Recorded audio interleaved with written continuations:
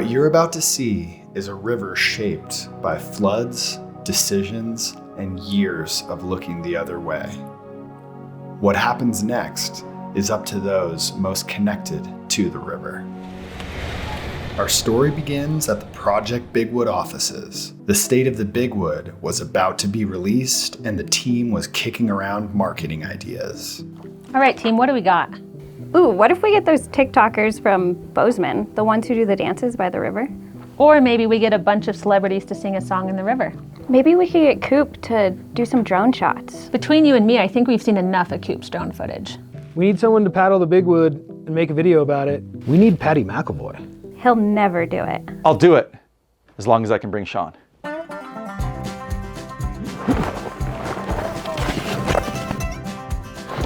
What's the number one thing you're worried about on the Bigwood? What's your number one hazard that you look for out there? I'm worried about the thing that the Bigwood is named for, wood. That makes sense. This river is covered in strainers. That actually reminds me, I was supposed to tell you, we should tell people they shouldn't do this, right?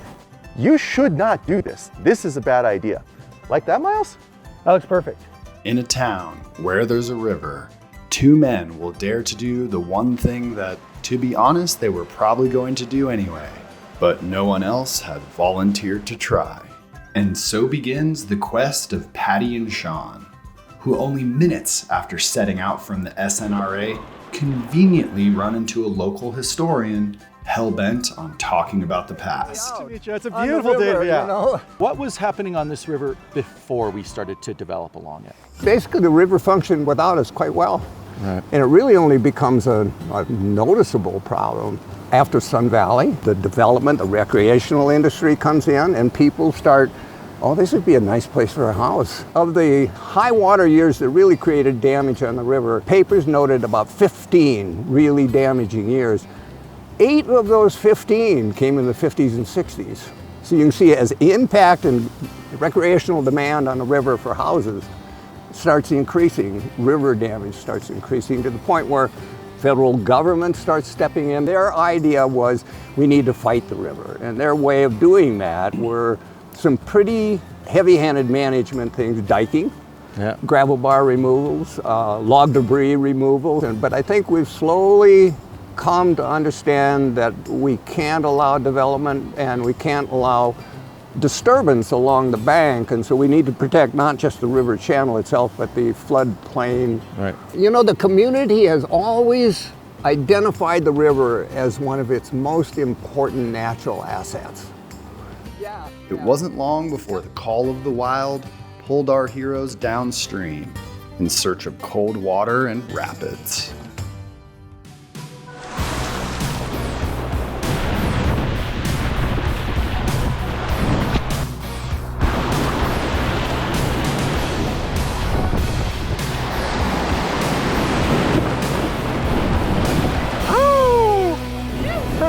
That was awesome, Sean.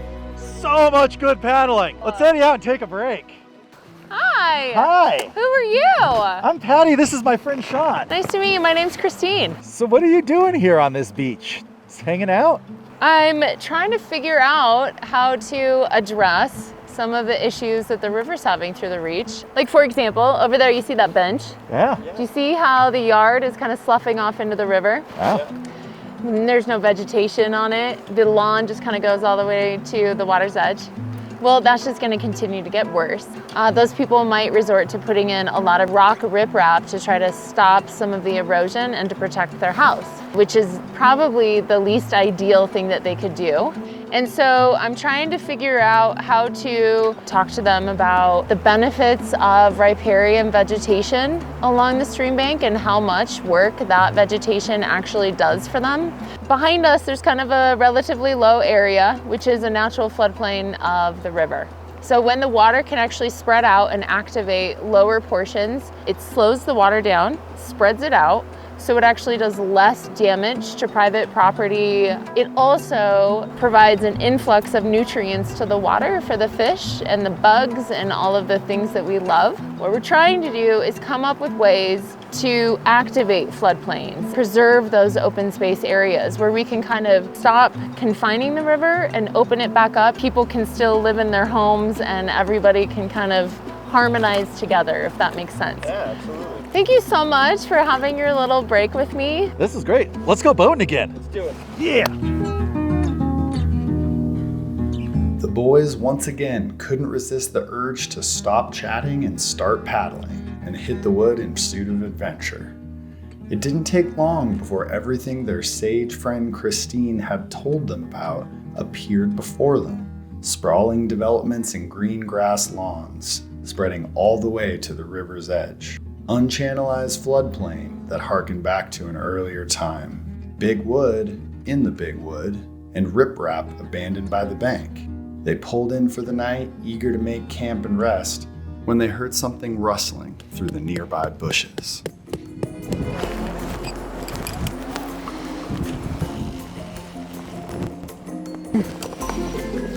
Naturally, Paddy said hello. What are you up to? Just out looking for morels. Oh, are you finding any? I have not found any morels, but I have found a couple stoneflies crawling around on the bank. They kind of hatch while the river is at a higher level this time of year when it's actually closed to fishing. You can actually learn quite a bit about the river from just looking at the bugs. A lot of people have been saying that the populations of bugs and kind of the timing of hatches, the thickness of hatches has been changing. We're doing a lot of monitoring projects, one of them being macroinvertebrate monitoring to try to kind of get a read on what's going on and where in the river that's going on. We've just done our first year last year. This fall will be our second year sampling. We just got our first report back. We have a water sampling program as well. And yeah, basically test that for chemical pollutants, which is a cool baseline that we can compare against that macroinvertebrate sampling and kind of see if they match up, see if there's places in the river that maybe need our attention more than other places. Right. The best way to kind of go about doing policy changes, doing policy in the actual system, you know, with earthworks or something like that, always comes from kind of a foundation of solid data and knowing what's going on beforehand. That's really what we're attempting to do now, so that in the future, our decisions on the projects that we focus on and the changes we want to make in the watershed, you know, are really founded in good data and good science. As the night drew on, local river people were drawn to the smell of the campfire and the chance for free beer. The next morning, Paddy's head was filled with visions of a free-flowing river that chose its own path and wandered freely through the floodplain. One of the most dangerous paddling spots on the Big Wood right here. Broadford Lowhead Dam. Doesn't look like much, could kill ya. We're walking around, we're gonna line the big boat. Faced with this concrete new reality, he spotted an old friend on top of a nearby canal. Oh, hey Carl. Hey, Paddy. Well, here we are back at the Glendale diversion. Yep. Man, there's a lot of water coming into that canal. Yeah, they take a bunch of this bypass canal. I consider it one of the larger problems we have in this river. And the Big Wood River for blue ribbon trout stream is probably the most neglected and abused blue ribbon trout stream in our country.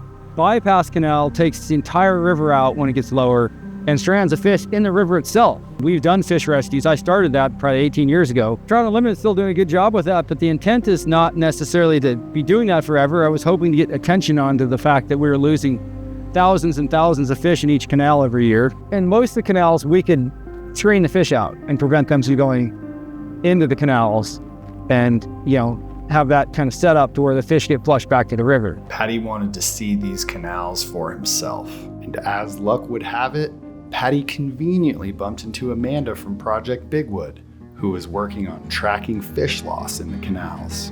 Hey guys, we're just setting up for a fish tagging program that we did to study how much loss is occurring in our canal systems. And as fish pass over, they are registered via their pit tag. So we're working really hard to get a fish screen in the top of bypass and at D45. We're in phase 1, which includes tags to understand fish movement within the systems. And then phase 2 will be installation of electronic fish screens next spring.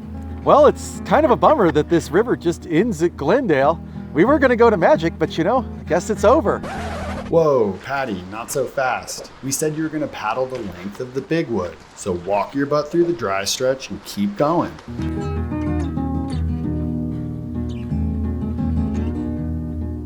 You don't need to paddle the length of the river, but the Big Wood needs people willing to respond. From restoring habitat to rethinking floodplain policy, every step forward is built on better data and a shared vision. If you believe in collaboration over conflict, in action rooted in science, not guesswork, and in protecting a valley where a river runs through it, help us keep going.